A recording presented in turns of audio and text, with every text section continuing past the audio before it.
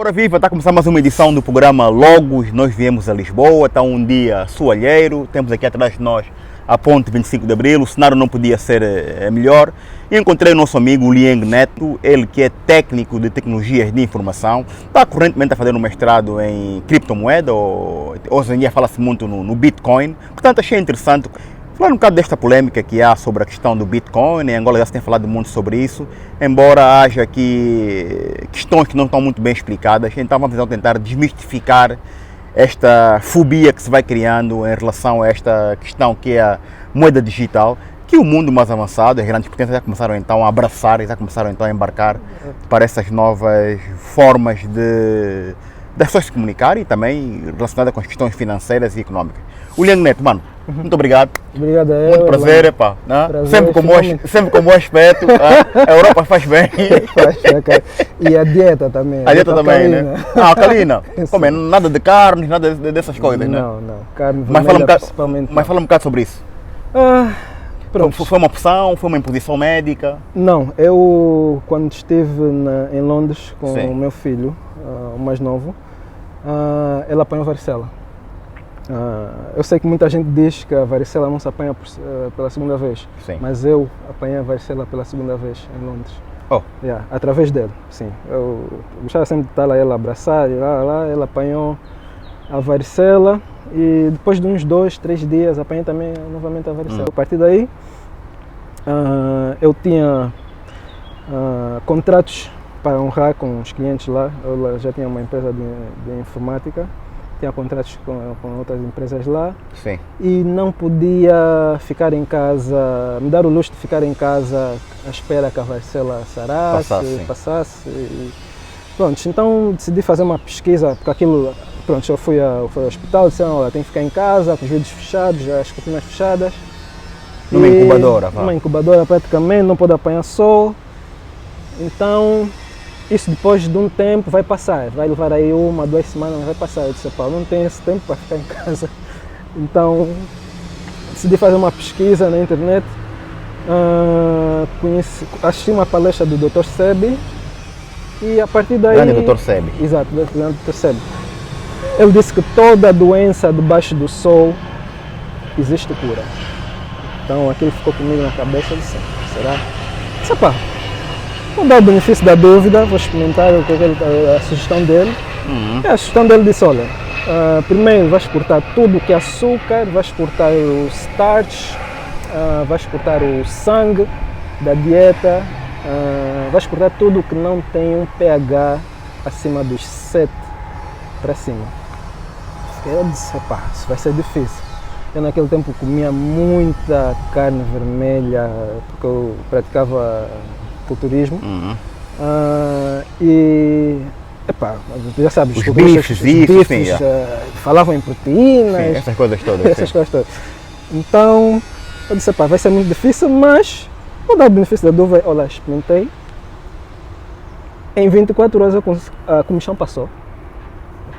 Em 24 horas? Em 24 horas a comissão passou. Comecei a ingerir muita água alcalina.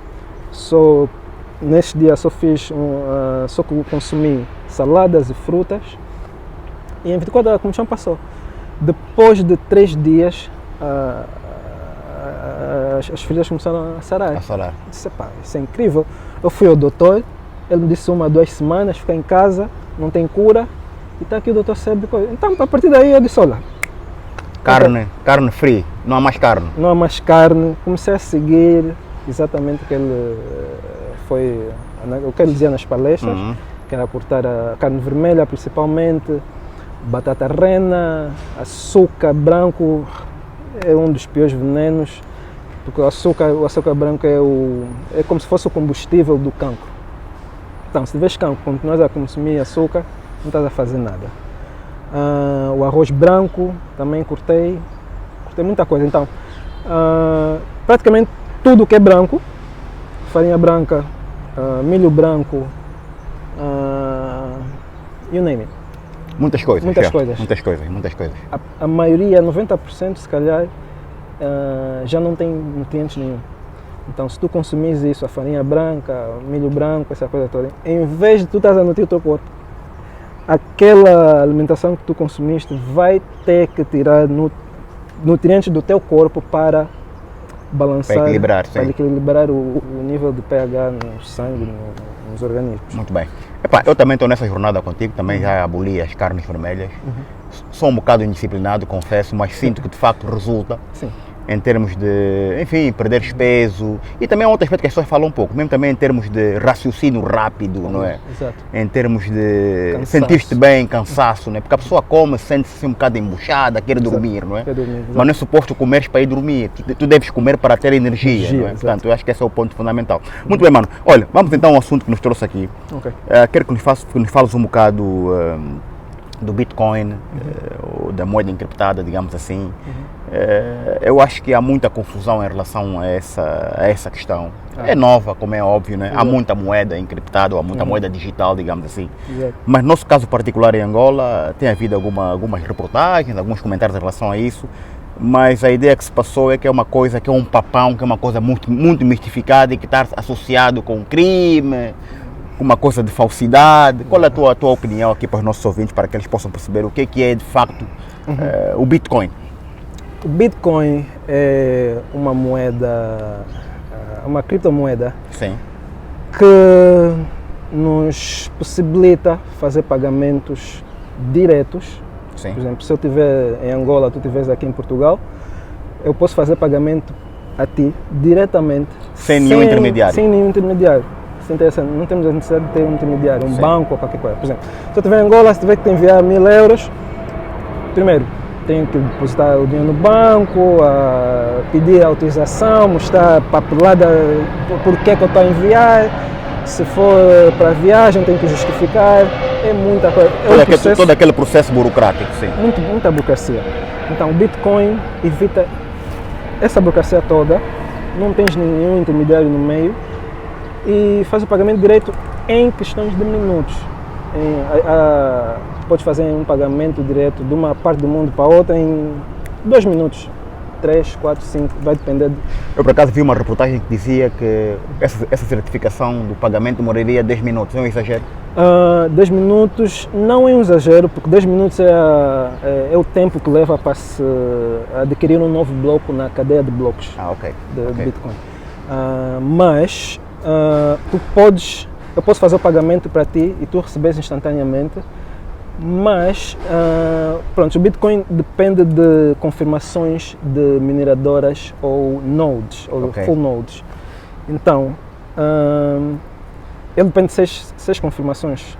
Então, eu faço a transação para ti, faço o pagamento a ti, vou precisar que 6 full nodes ou mineradoras confirmem que esta transação foi efetuada. As mineradoras são o quê? Para os nossos amigos perceberem. O que é uma mineradora? Uma mineradora pode ser qualquer tipo de dispositivo que participe da rede de Bitcoins. Por exemplo, se tiveres um computador em casa, podes tornar ele uma mineradora. Se tiveres um servidor, também podes fazer. Podes usar o teu telefone, mas isso não aconselho porque vai ser perca de tempo, porque não vais conseguir fazer quase nada. Porque hoje em dia as mineradoras são máquinas muito eficientes a fazer a criptografia, a decifrar, né? a criptografia.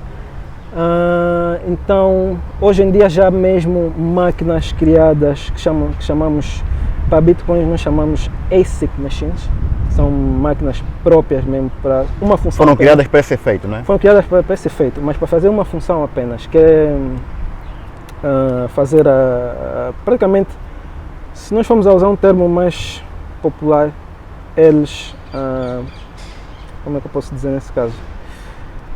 Processam as transações de Bitcoin. Ok. Processam as transações de Bitcoin. E requerem muita eletricidade. Uma mineradora hoje em dia pode requerer aí a volta de 3.000 watts de consumo de eletricidade. 3.000 watts? 3.000 watts, sim. Fazem muito barulho também, mas são máquinas especificamente para isso. E se tu, por exemplo, tiveres uma máquina a funcionar, vai te levar aí 1 ano para adquirir uma Bitcoin. mais ou menos um ano. Pois. Mas, se tu agregares mais máquinas, se tiveres mais máquinas, se juntares, por exemplo, 100 máquinas, 100 mineradoras, já consegues criar uma Bitcoin em menos tempo. Okay? Daí cria-se esse conceito de mineradoras, que é o que aconteceu há pouco tempo em Angola. Naquela reportagem, sim. Reportagem. Eles tinham 400 mineradoras ou coisa parecida? 800 mineradoras, sim. 800 mineradoras. E ele já diz que está ali há 2 anos, né? 2 anos ou 3. Em 2017... Em termos de produção ou de gestão de bitcoins ou de dinheiro, digamos assim, 800 mineradoras a trabalhar o dia todo ou o ano todo, o que é que isso pode gerar? Assim, um número assim, se tentarmos mais ou menos devagar ou adivinhar, gera muito dinheiro, não? Gera muito, mas muito dinheiro. Se este senhor, o vietnamita, já está em Angola, com a mineradora em Angola há 2 anos, 800 máquinas daquelas, ele se calhar por dia fazia aí a volta de 5 a 10 bitcoins. 5 a 10 bitcoins. Por dia. Um bitcoin quanto é que representa? Não são aqueles números 3 milhões como ele disse, será? Sim, neste momento sim. Um bitcoin são 3 milhões de kwanzas? Deve estar aí a 3 milhões de kwanzas. Ou mais, depende de quanto é que está o kwanza nesse momento. Não sei, já sei de Angola aí umas 2 semanas, não sei como é que está o câmbio agora, mas quando ele fez a reportagem, quando o Ernesto fez a reportagem, estava aí à volta de 3 milhões. Porque um Bitcoin naquela altura estava aí a 10 mil, 11 mil dólares. Ok. Ernesto, quais são as vantagens e as desvantagens de Bitcoins? É aconselhável, é recomendável, não é? Há os seus perigos, como é normal, como há em tudo na vida, não é? Exato. Mas é recomendável ou não? Eu recomendo o Bitcoin para qualquer ser humano que queira atingir a liberdade financeira. É a melhor coisa. É uma benção que surgiu, criou-se para a humanidade. Porque é uma moeda que não sofre inflação. Com o tempo ela só vai ganhando valor.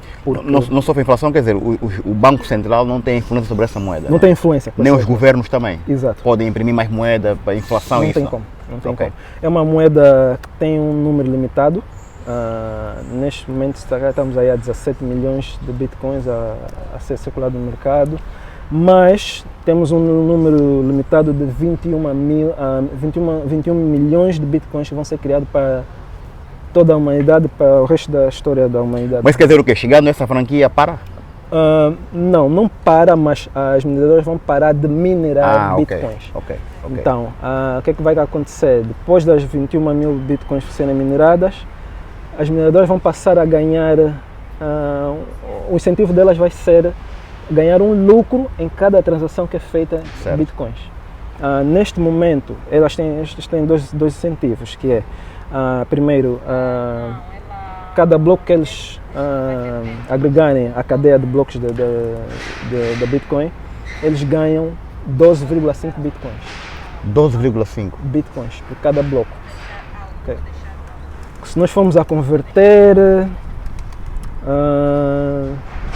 quando aquela reportagem foi feita em Angola, acho que estava aí à volta dos 125 mil dólares por bloco de recompensa. Então é muito. E há mineradoras a minerarem por hora uma Bitcoin, 2. Por hora? Por hora. Eu conheço uma mineradora, por exemplo, há uma mineradora em Israel, que já está na Bolsa de Valores de Israel, e eles anualmente fazem, quando o Bitcoin estava aí à volta dos 10 mil dólares, eles estavam a fazer 6 bilhões, 6 bilhões e 300 milhões de dólares ano. 6 bilhões, estamos a falar de 6 bilhões. Uma mineradora.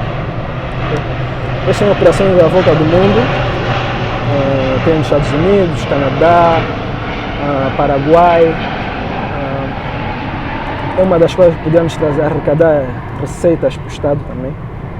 Podíamos incentivar essas mineradoras a virem para Angola, porque o que incentiva a mineração de bitcoins é o baixo custo de eletricidade.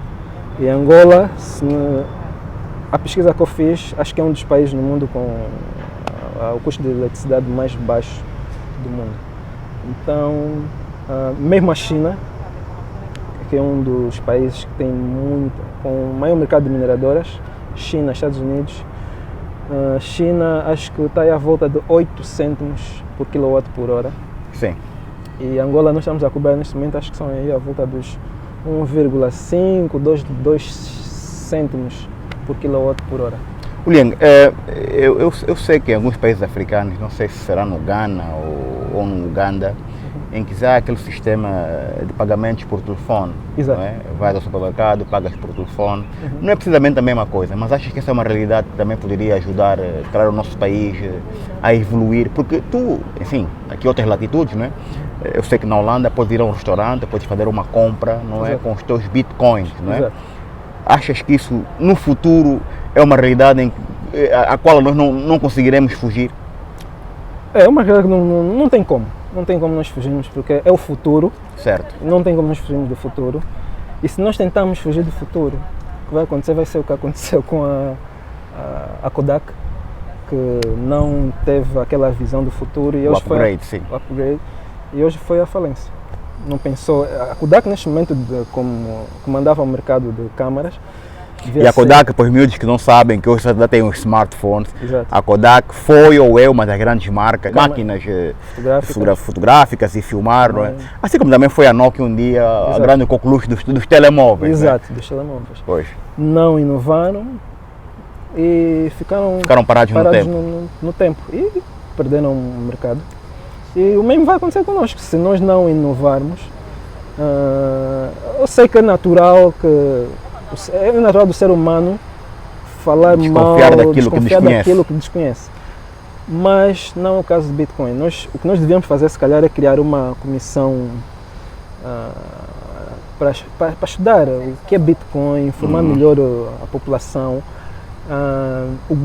os membros do governo, porque eu tenho quase a certeza que neste momento já está-se a falar aí em criar leis anti-Bitcoins. E vai ser um erro, vai ser mesmo um erro, vamos estar praticamente a arruar. Bitcoin seria uma coisa muito benéfica. Mas em Angola tem-se falado diz que é ilegal. É ilegal ou não há legislação? São coisas diferentes, não? São coisas diferentes. Ou é proibido? Eu não estou a perceber. Não. Primeiro, para ser legal, o governo tinha que reconhecer a Bitcoin. Certo. Ou como moeda, ou então como um ativo que dá para fazer transações. Sim. Comércio. Se nós formos a reparar, é exatamente isto que os Estados Unidos e outras potências mundiais, potências econômicas mundiais, estão a tentar não fazer, que é divulgar, considerar Bitcoin como um ativo de investimento ou então como uma moeda. Eles serão obrigados a fazer isso no futuro, mas ainda não querem porque, é uma coisa nova, ainda estão a estudar. Por exemplo, certo. O SEC ainda está a estudar o que é um Bitcoin, em que categoria se enquadra. Se é uma moeda, podem considerar uma moeda ou um ativo. Então, enquanto eles não tomarem essa decisão, então fica aí naquela zona cinzenta que nem é legal, mas também não é legal. Então fica no meio daquela grey zone e pronto, mas não é ilegal, porque em Angola não há legislação para Bitcoin. Então, primeiro o governo tinha que criar uma legislação e dizer, olha, Bitcoin é uma moeda legal. Aí já teriam a considerar Bitcoin como uma moeda. Acho que eles também vão tentar evitar isso. É uma faca de dois gumes, na verdade. Ou vão ter que considerar Bitcoin como uma moeda e dizer, olha, essa moeda é ilegal. Ou vão considerar o Bitcoin como um ativo e dizer, olha, este ativo é ilegal em Angola. Mas eu não vejo motivos para se travar isso. Para se travar isso. E do ponto de vista de pessoas que já fazem, enfim, as suas economias, os seus investimentos com o Bitcoin em Angola, tu que és do setor ou és da área, é uma coisa que começa a crescer, começa a haver mais consciência em relação a isso. Eu confesso que o Bitcoin fiquei a saber no Facebook, por causa daqueles jogos que tu compras e vais comprando aquela moeda, mas nunca dei muita importância, não é? Exato. Mas hoje sinto que efetivamente a coisa começa a crescer, não é? Sim. E em muitos países desenvolvidos já se fala e até já se usa mesmo como método de pagamento. Não é? Exato. Em Angola já se sente isso? Há pessoas com essa capacidade, com essa tendência? Não, sim? Sim, já né? um grupo, embora pequeno, de Sim. pessoas que já investem em bitcoins há uns anos atrás. Eu, por acaso, já ouvi falar de bitcoin em 2011. Sim. Ainda minerei algumas, mas pronto, ainda não tinha noção do que realmente era bitcoin. Então, para mim foi aquilo para usar para se pagar online para jogos e qualquer coisa aí, pronto. Desliguei-me totalmente daquilo, foquei-me nos estudos e na empresa que eu tinha lá de informática. E pronto, me desliguei daquilo, mas de vez em quando ia vendo nas notícias, olha, subiu a 300%, olha, caiu 200%. Mas em 2017, eu por acaso estava aqui mesmo em Lisboa, 2017, foi no verão, em junho, se não estou engano. Eu disse, não, essa moeda está sempre, mas sobe, cai, mas nunca chega ao zero. Disse, não, qualquer coisa eu preciso me aprofundar mais. Olha, peguei o computador, sentei durante um dia, fiz uma pesquisa profunda e eu disse, isso aqui não sei nem no futuro. Tem potencial? Tem potencial. Disse, não, olha, ok. E por acaso na altura houve uma queda de Bitcoin, aí uns 30%. O Bitcoin na altura estava aí a 1800 a 2000. Foi na altura que eu fiz a pesquisa. Depois de fazer a pesquisa, criei a conta, a carteira digital, criei uma conta num exchange, que são as casas de câmbio que fazem a comercialização de Bitcoins. E 2 ou 3 dias depois, o Bitcoin já tinha disparado para 2.200. Eu disse, é melhor comprar essa coisa. É rentável. É rentável. Comprei a primeira Bitcoin, as primeiras Bitcoins, foi à volta dos $2.200, $2.400.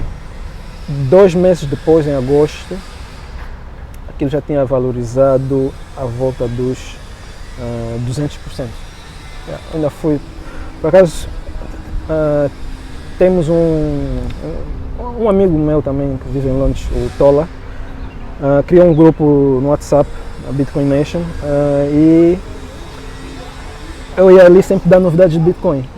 Olha, eu por acaso fui ao grupo e disse, olha, o investimento que eu fiz de Bitcoin de $2.000 e tal, olha, estamos em agosto, já subiu mais. Agora 2 questões muito concretas. Do ponto de vista de sucesso, sabes de algum caso de pessoas que investiram uma quantia mínima, uma quantia moderada, mas que conseguiram multiplicar isso e compraram casas, compraram carros?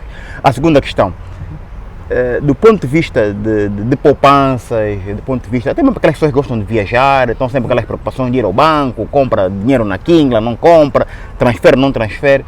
Quais são as facilidades e de que forma é que as pessoas podem poupar tempo, sobretudo? Poupar tempo. E esquecemos de um outro aspecto. O que é necessário para que um indivíduo consiga abrir uma conta? Os primeiros passos do Bitcoin. Ok. Vou dar um exemplo mais simples e prático. Foi um jovem que investiu $26,90 em Bitcoins. Acho que foi em 2011, se não estou engano, 2011 ou 2012. E em 2017, quando ele foi abrir a carteira, aquilo estava valorizado em milhões. Investiu quanto? $26. Por cada Bitcoin? Não, por cada Bitcoin não. Na altura a Bitcoin devia ter aí uns cêntimos. Ele pegou os $26. Ele investiu $26? Na altura o Bitcoin estava muito barato, estava aí 10 cêntimos ou qualquer coisa assim. Em 2017, quando aquilo valorizou aí para $20.000 cada Bitcoin, a carteira dele de investimento já estava avaliada em milhões de dólares. É angolano não? Não. Acho que é sueco ou qualquer coisa assim, se não estou engano. Mas acho que era europeu. Europeu, não é? Depois houve também um jovem, um miúdo, foi considerado um dos bilionários mais jovens do mundo, na altura que o Bitcoin estava no pico. Ele economizava as mesadas que o pai dava, né? E juntou, na altura juntou acho que foi $1.000, e pegou estes $1.000 e investiu tudo em Bitcoin. Em 2017, esse investimento dele já estava avaliado aí à volta dos $800 milhões ou qualquer coisa assim. Ele pegou aquele dinheiro todo e comprou Bitcoins. Em 2017 valorizou aquilo, foi num curto espaço de, vamos falar aí, se calhar 4, 5 anos. Por aí. Aquilo Disparou. disparou. Portanto, esses são os casos de sucesso. E os casos de sucesso, quais são as probabilidades de haver ali de certa forma, uma violação na tua conta, nas tuas moedas? Acho que essa pergunta é importante, que as pessoas também quererão perceber, não é? Exato. Quais são os riscos e quais são os benefícios. Associados ao coisa. Pois. Os casos de insucesso, vou começar, por exemplo, em investimento. No caso de investimentos, são as pessoas que só gostam de investir quando ouvem que o Bitcoin subiu, valorizou na notícia, noticiários. Como investidor de Bitcoin, vou dizer, olha, quando você ver alguma notícia a falar de Bitcoin, olha, Bitcoin subiu 300%, olha, é hora de vender. Geralmente, os melhores investidores do mundo compram quando há rumores e vendem quando há notícias. Okay? Então, mas o problema... Isso não é como um imóvel. Está 300 mil, mas não, vou esperar mais um bocado que vai subir mais. Não. E mesmo está alto, sobe logo. Sobe logo. E mesmo também o imóvel, às vezes temos mesmo que nos desfazer, sim. Temos que nos desfazer. Por exemplo, eu venho aconselhado a alguns amigos já que não é a hora de se comprar imóveis em Portugal ou em qualquer outra parte do mundo, porque já atingimos o teto. Por exemplo, o mercado imobiliário nos Estados Unidos já atingiu o teto e já está na hora de haver uma correção. Vai levar aí mais 1 ano, 2, se calhar, para a crise aparecer mesmo, a crise imobiliária. A crise imobiliária, mas não aconselho. Quem comprar casa agora, daqui a 1 ano, 2, vai estar a chorar. Vai haver uma crise. Muitos especialistas, o que eu recomendo sempre é não ouvir muito de economistas, mas ouvir daquelas pessoas, os técnicos de gráficos, chegam os gráficos de estatísticas. Esses é que sabem o que está a acontecer realmente, quando é que é a hora de vender, quando é que é a hora de comprar. Se ouvimos que economistas, por exemplo, bancários e financeiros incentivam sempre o consumo, como é normal. Exato. Então, o risco associado ao Bitcoin é ouvir essas pessoas.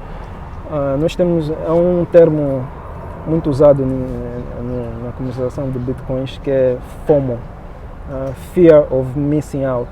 Okay. As pessoas que só têm aquele incentivo de investir quando ouvem notícias, essas é que estão mais expostas a perder os riscos, né? Exato, a perder investimentos, o dinheiro que eles investiram em Bitcoin. Mas são aquelas pessoas que investem logo quando há uma queda, quando o mercado está com medo. Aliás, é uma recomendação de um dos maiores investidores do mundo, o Warren Buffett. Ele diz que compra quando há medo no mercado e vende quando há muito otimismo. Claro. Então, quando ouvis na notícia, olha, Bitcoin é o fim de Bitcoin, caiu 30%, desvalorizou 80%, compra. É a altura de comprar. Compra, guarda aí 2, 3 anos. Depois de 2, 3 anos, abre a tua carteira, vais ver quanto é que aquilo valorizou. De 3 em 3 anos, há uma época de crescimento, né, que chamamos o bull market. E o Bitcoin tem tendência a crescer aí entre 600% a 800% durante esse período de bull market. Ele leva aí, de vez em quando, 2 a 3 anos. Sim. Depois, como é normal, como qualquer investimento no mundo, há sempre aquele reajuste, porque a maioria daquele crescimento é especulação. Então depois o mercado tem aquela de reajustar, cair na real. Então o preço tem que reajustar, cai no preço real, fica durante um tempo ajustado, há um consenso no mercado que, olha, esse é o preço real do Bitcoin, então daí ele vai crescer novamente. Ok, faz sentido. Exato. E, como te perguntei há bocado, qual é o primeiro passo para se abrir uma conta ou para se adquirir então um Bitcoin? Um Bitcoin. Pois, o primeiro passo é criar uma carteira digital. Carteira digital é o quê? Explica-nos o que é isso. Uma carteira digital é praticamente é um endereço que tu tens, é um endereço único. Sim. Que tu vais criar na rede Bitcoins e este endereço é que tu vais usar para receber e fazer pagamentos de Bitcoin. Okay. É muito fácil de fazer. Vais, por exemplo, ao blockchain.com, podes criar uma carteira, a partir do telefone também podes baixar o aplicativo de carteira digital de Bitcoins. É muito fácil, só baixas o aplicativo, crias a carteira, vai-te criar 21 palavras, que são em caso tu perderes a carteira, por exemplo, se tiveres a carteira no telefone, vai-te dar 21 palavras, chama-se seed phrase, são os códigos praticamente de recuperação da carteira. Com essas 21 palavras, se tu perderes o telefone, podes comprar o telefone, baixar a carteira novamente. Sim. Ele vai te pedir, olha, dá-me qual é a primeira frase a primeira frase da tua carteira, dá-me a quarta, a quinta, a décima oitava. São combinações. São sim. combinações. Então, quando tu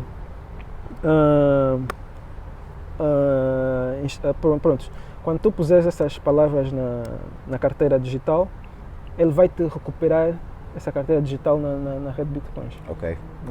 Então, esse é o primeiro passo. Esse é o primeiro passo, crias a carteira digital. Depois disso, tens duas opções. Podes aderir ao mercado desregularizado, que é o mercado que nós chamamos de como é que chamam? Decentralized exchanges, ou casas de câmbios descentralizadas. Sim. Que existem muitas agora. Uma delas é localbitcoins.com, também podes comprar a partir daí.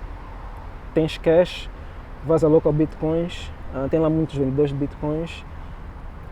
Tens duas opções de pagamento, ou via PayPal, tu podes fazer uma transferência bancária. Certo. Ou a terceira também, são três até, podes pagar também em cash. Por exemplo, combinas com alguém e dizer, olha, quero comprar uma ou duas Bitcoins, mas só tenho cash.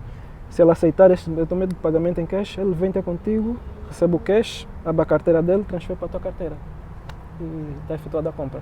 Ou então, vais a uma casa de câmbio regularizada, como por exemplo Kraken.com, Binance, que é uma das maiores, Binance.com.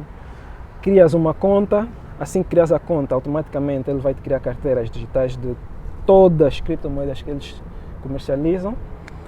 E depois é só ligar a tua conta, com a tua conta na casa de câmbio, com a conta bancária num banco. Essas duas contas, ou as três, têm que estar sincronizadas, têm que estar alinhadas, não é? Exato, tem que estar, por exemplo, quando crias a conta na casa de câmbio, ele vai te pedir o teu IBAN, sim. Os dados todos bancários, sim. Tanto para receber pagamentos em moeda fiat, que é o sistema que nós usamos de dinheiro, tanto para receberes quando vendes criptomoedas na casa de câmbio deles, ou então para efetuar as compras de fiat para moedas digitais. Ok. Para terminar, achas que essa é uma realidade com a qual o Banco Nacional de Angola, por exemplo, o Banco Central, abraçará e lidará bem com essa realidade que é quase que imparável, digamos assim? O mundo está todo assim. Não, sinceramente não acho, a não ser que se mude um pouco a nossa mentalidade e a nossa percepção de Bitcoin, que é um Bitcoin. Mas como eu disse, é o futuro.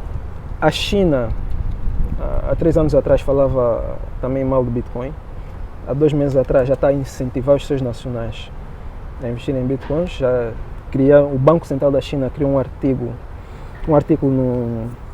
no jornal, um jornal na China, a incentivar, a explicar o que é um Bitcoin, essa coisa toda.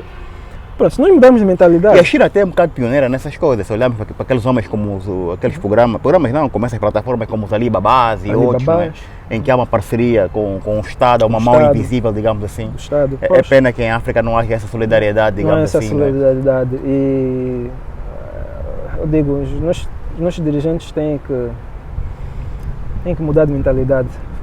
O futuro é tecnologia. Se nós não investimos em tecnologia, não investimos em capital, pronto, primeiro temos que investir em educação, capital humano.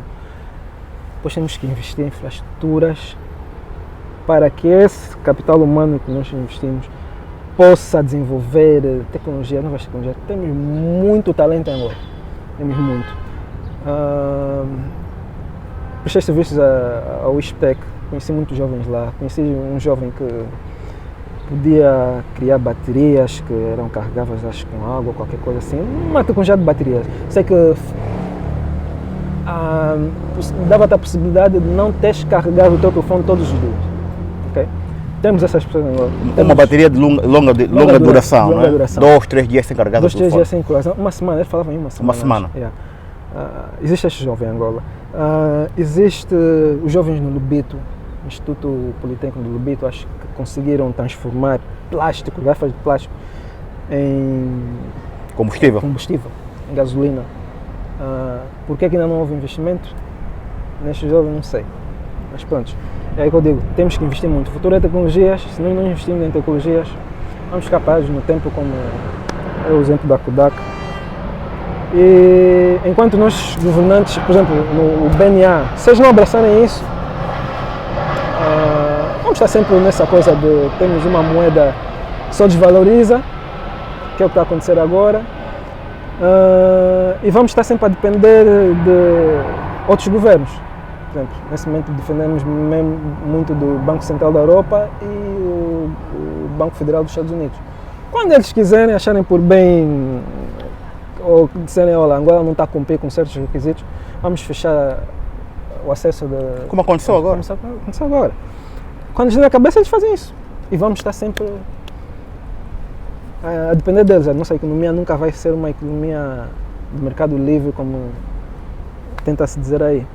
Sim, o dinheiro não tem fronteiras, ainda bem que é assim, o dinheiro circula, não é? Exato, Circula. A Venezuela, com essas sanções aplicadas a eles, criaram uma moeda que é para a venda e compra de petróleo, que chama-se, acho que é o petro, qualquer coisa assim, petrodólar. A China também já disse que vai criar a moeda deles. Christine Lagarde, ex-diretora Do FMI. Disse a mesma coisa, não falou mal do Bitcoin, não sei porque é que os nossos financeiros e os nossos gurus iluminados estão a querer a falar mal do Bitcoin. Não entendo porque a diretora de uma instituição financeira internacional que está a dar assessoria ao nosso governo incentivou a criar as criptomoedas e disse que ela reconhece que está a criar um certo impacto aos incumbentes, que são os bancos, mas ela disse que os bancos têm que adoptar e inovar. Essa foi eu acho que olhando aqui para a realidade, pelo menos de Portugal, é um bocado como a questão dos Ubers. Os Ubers e os táxis. Houve muita guerra, pancadaria, protesto, mas hoje em dia os taxistas também já inovaram, não é? Já pode chamar um táxi pelo telefone, pelo aplicativo, não é? Estão muito mais educados, os preços estão muito mais equilibrados, já não há aquela discrepância tão grande. Portanto, eu acho que a competição também é saudável para todos nós. Sim, não é? Então é saudável, sempre saudável. A competição é sempre saudável. Um mercado monopólico, não sei se existe esse termo, como é o nosso mercado em Angola, que só há um grupo de empresários que têm todo o acesso e controlam tudo, não vai lá nenhum. Enquanto nós descentralizamos, e é o que se faz, o que o Bitcoin faz, descentralizar a economia, livre acesso.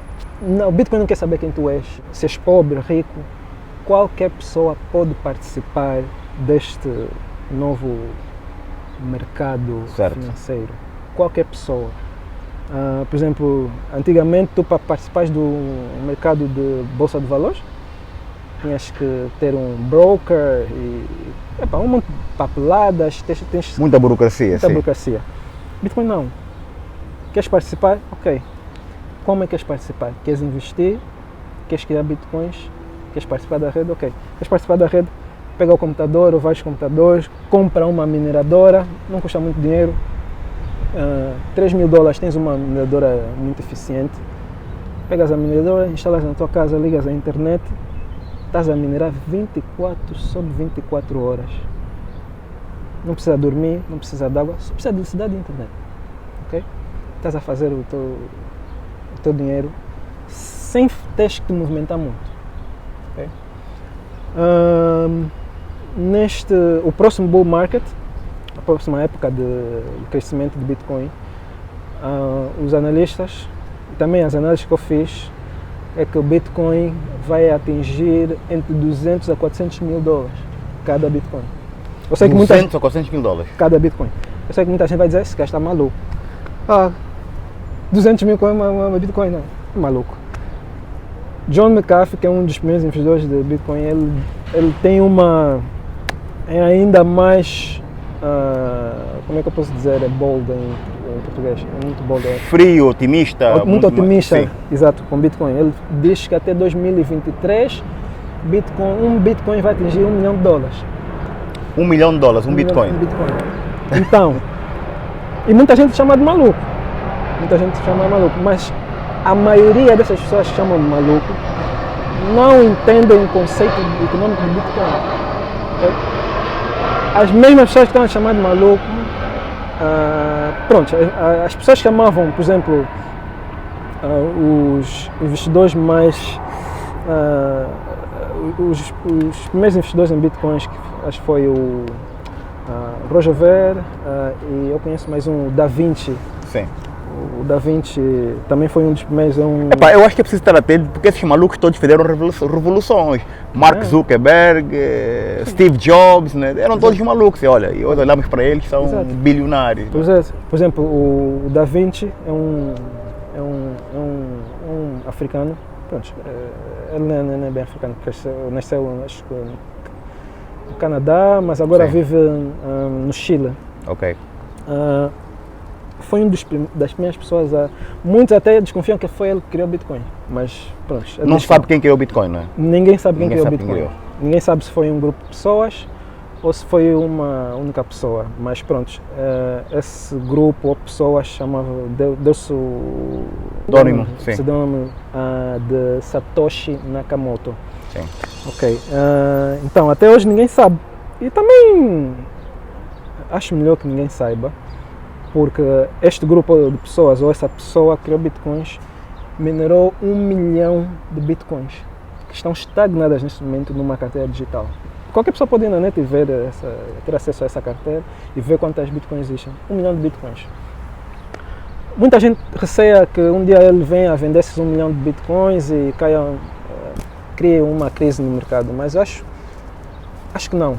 Acho que a pessoa que criou Bitcoins é uma pessoa visionária, filantrópica e não é muito materialista.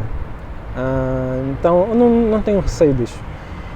Mas existe essa possibilidade, claro. Claro, sim. Claro, existe essa possibilidade. Claro. E prontos, estamos o que eu aconselho aos nossos governantes é, primeiro, não criar leis à pressa. Criem uma comissão para investigar, estudar Bitcoin, ver como é que eles podem aproveitar essa tecnologia blockchain, porque é uma das melhores tecnologias que se criou no mundo. Isso até pode ser usado para outras coisas, processos eleitorais, processos eleitorais. Queremos um processo eleitoral transparente. Ok, vamos criar uma aplicação usando a tecnologia blockchain, que é uma tecnologia que assim que registrares um dado na base de dados, não há como alterar. É inviolável, não é? É inviolável. Está registrado, Está registrado. A única coisa que podes criar para indicar que houve uma mudança naquele registro é criar mais um novo registro e dizer, olha, algo foi alterado neste registro, por exemplo, vendeste um carro, registraste na blockchain, o novo dono decidiu vender, então aí podes criar um novo record, né? Um novo registro a dizer, olha, há um novo dono deste carro, que é o fulano tal, né? Assim, mas o registro da venda que tu fizeste fica sempre para o resto da história. É inviolável, É sim. inviolável. Blockchain é o quê? Chain é uma corrente, né? Chain é uma corrente, Sim, bloco é um bloco. certo. Então, se formos a A traduzir para traduzir para português, português, é uma cadeia de blocos. tá certo. Uma cadeia de blocos. Inviolável. Inviolável. E isso para as eleições seria, de facto, Seria a melhor coisa. bom. A transparência, se quisermos transparência nas eleições, criamos uma aplicação de. Contactem-me, eu consigo.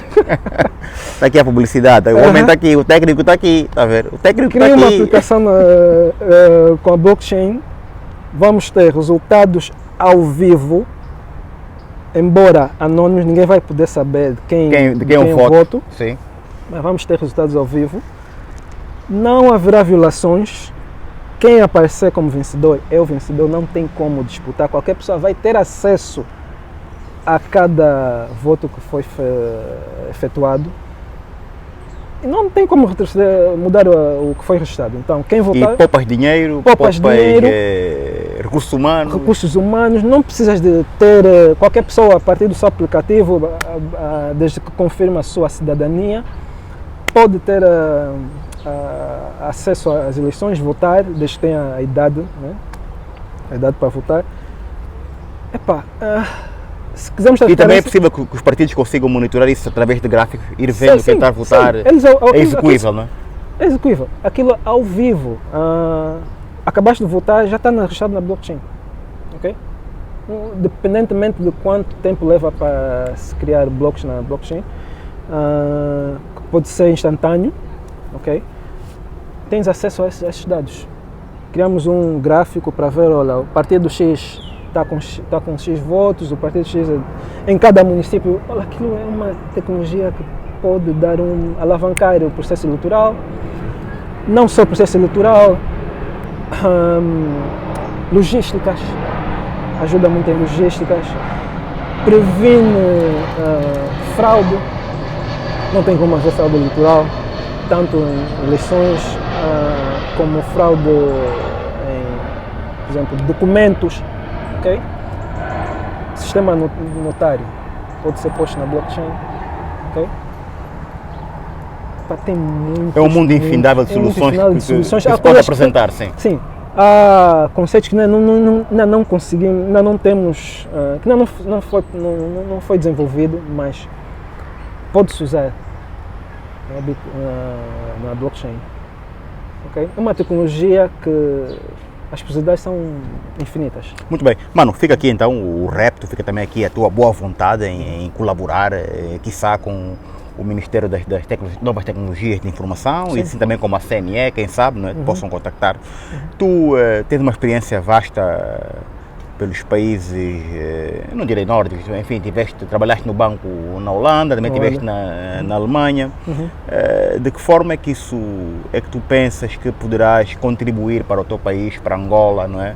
Com soluções não só ligadas também a Bitcoin, como também outras, né? Para que a juventude do nosso país consiga então se modernizar. Sim. E também estar, eu não direi no topo do mundo, mas pelo menos ao nível dos países africanos que já há muito tempo embarcaram para as questões tecnológicas. Por exemplo, o Ghana tem um satélite produzido por si, a Nigéria também tem, os Camarões, né? Portanto, o que é que poderá ser feito? E vou pedir aqui a tua capacidade de síntese. Eu estou disposto a, por exemplo, a educar, certo. A educar, seja lá nas cidadãos como instituições. Quem precisar de ajuda nesta vertente pode me contactar. Já dei uma palestra para quem quiser. Tu também das palestras? Sim, já dei uma palestra em Luanda sobre bitcoins, investimentos. Correu bem? Sim, correu bem. Agora, se não vou querer ser muito assanhado, foi aonde a palestra? Ou foi para quem? A palestra foi num espaço pequeno, foi no restaurante Socialite. Eles têm lá um espaço em cima para reuniões.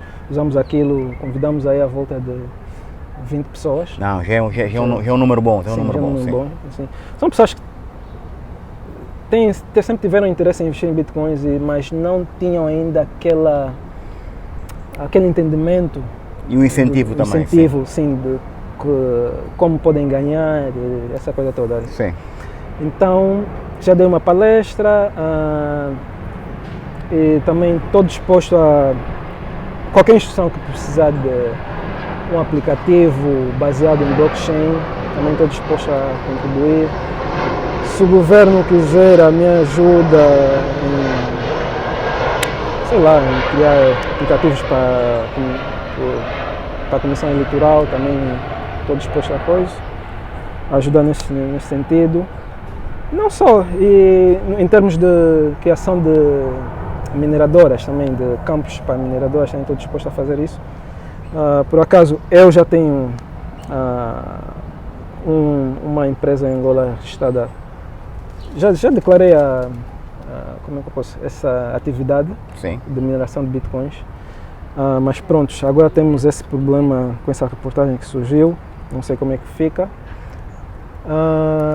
Se alguém decidir criar um campo de mineradoras, estou disposto a ajudar nesse sentido também. É algo que pode trazer muitos benefícios para a nossa economia.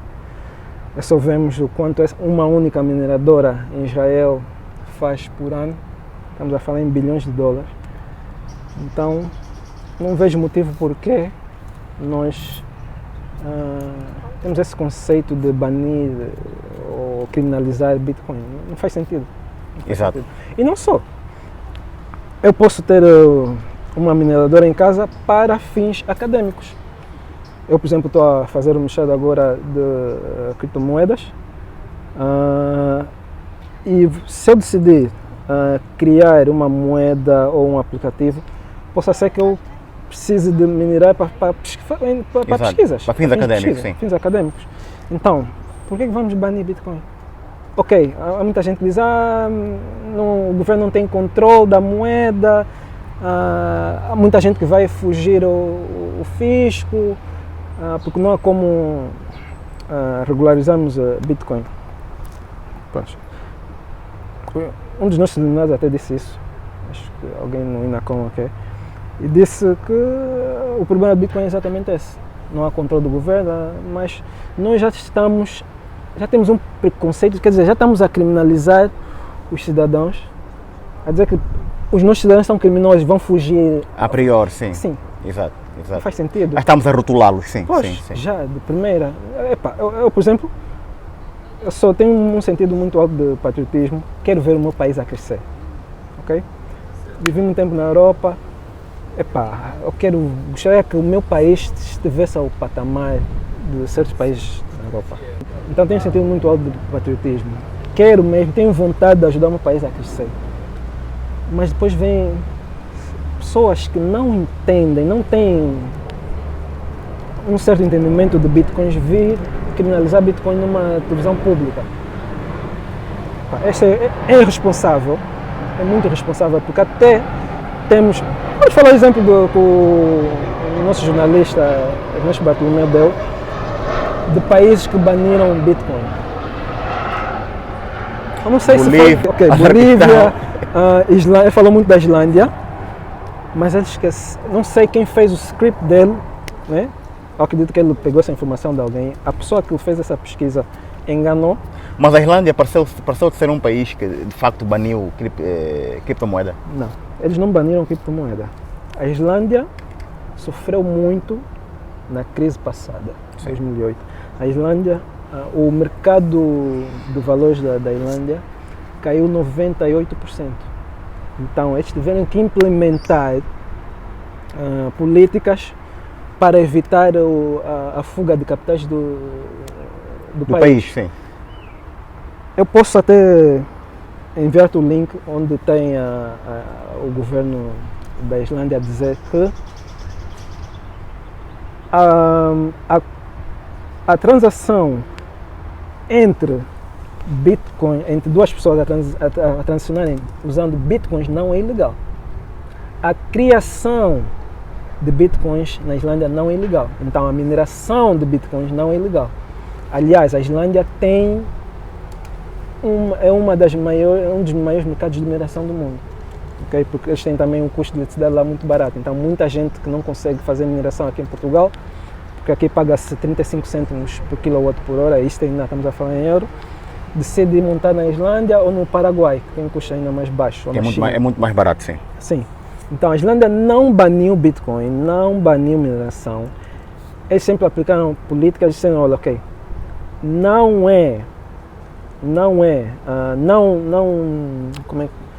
permitimos que usem criptomoedas para se tirar capital estrangeiro da Islândia para outros países. Não permitimos que haja conversão entre a moeda local da Islândia para bitcoins. Ok. Para evitar isso. Só isso. Está percebido. Okay? Eles nunca baniram a mineração. Eu não sei de onde eles tiram essa ideia de que... Muito bem. Mano Liang, olha, eu tenho uma informação classificada. Eu sei que dormes pouco, meu. Ficas a ver o quê? Os stock markets no Japão, em Nova York. Sim, eu tenho que estar atento, né? Atento ao mercado, aos mais mercados que influenciam o mercado de criptomoedas. E quais são? A China, sim, os Estados Unidos, a Europa também, mas pronto, a Europa segue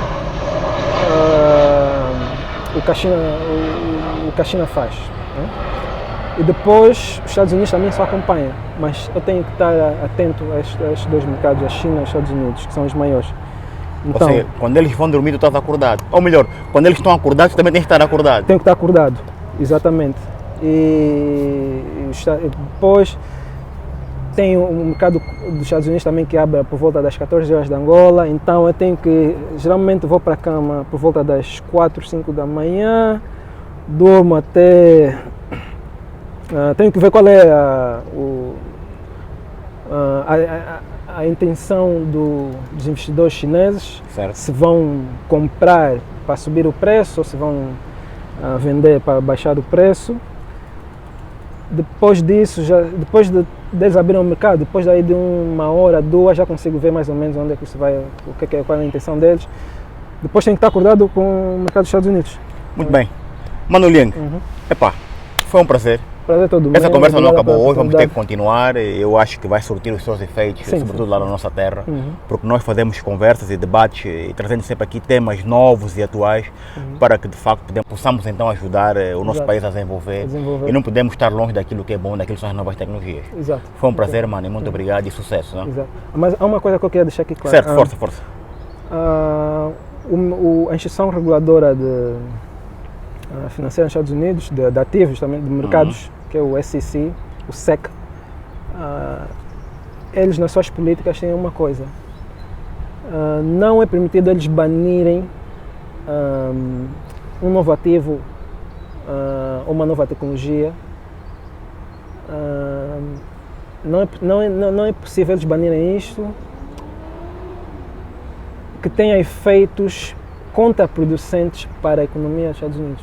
Eles não aceitam. Por isso é que até agora eles não mexeram nisso, não baniram. Eles só estão praticamente a estudar para ver como é que eles vão enquadrar isso. Muito bem. Então nós não temos porquê. Muito bem. Okay? Mano, mais uma vez, estou contigo. Tá. Um abraço, muito obrigado. Abraço. E foi assim, terminamos então essa conversa com o nosso amigo Liang Neto em Lisboa. Nós voltaremos, enfim, na próxima semana com outros temas que merecem então a nossa atenção e também o nosso destaque. Um abraço a todos e fiquem então todos muito bem.